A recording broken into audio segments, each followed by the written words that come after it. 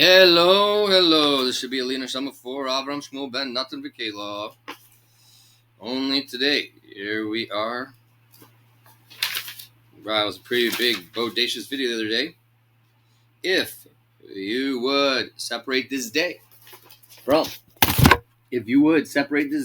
from both the future and the past, then they would certainly live a truly eternal life, sensing the truth of God's existence with a notable and awesome clarity. For in truth, there is no existence without God whatsoever, and everything without exception is the divine life force of God. Even time is God's creation, for he has constricted himself within the bounds of days, hours, and minutes. Due to the excessive light, it is impossible to comprehend this at all. Because of this, the vessel of the mind is broken, making it impossible to apprehend God's greatness. For after a person is tormented by thoughts of yesterday and tomorrow, he is overcome by the excessive light until he forgets completely about God. Now that's amazing, because I'm obsessed with yesterday and tomorrow. I lose track of the fact that time is God's creation. It's almost like it's got its own essence, and God doesn't control it, can't control it. Really, God does control it, he's saying. It's one of God's creation. God has power and dominance and direction over all his creations. Amazing. Okay, so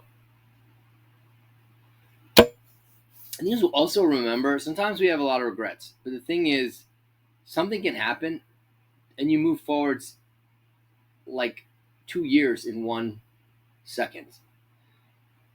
For example, you ever play the game Chutes and Ladders? It's kind of boring, if you're playing with your kids after a while, especially if they want to play 7 times. But you get to that, you get around there, and it's like, you get one of those ladders, and then of course sometimes, shoots. Life could be a little bit that way, and I think we could use that metaphor for God here, that, look, oh my God, I wasted so much time. Look at the last space, and the last space on the board, and the last space on the board, and the last space on the board, and the last space on the board, and the last space on the board. But guess what? Tomorrow, you could get a ladder, and you get like 5 times as far as you would have if you didn't have yesterday, and the yesterday of yesterday be a waste. So we have to realize that God can provide us ladders. Even if we've gone through a lot of chutes, we can go straight up to the top of the board in 1 second tomorrow. And therefore, we have to realize that our hopelessness about the wreckage that we've created is unfounded. Keep in mind chutes and ladders, and have a great day.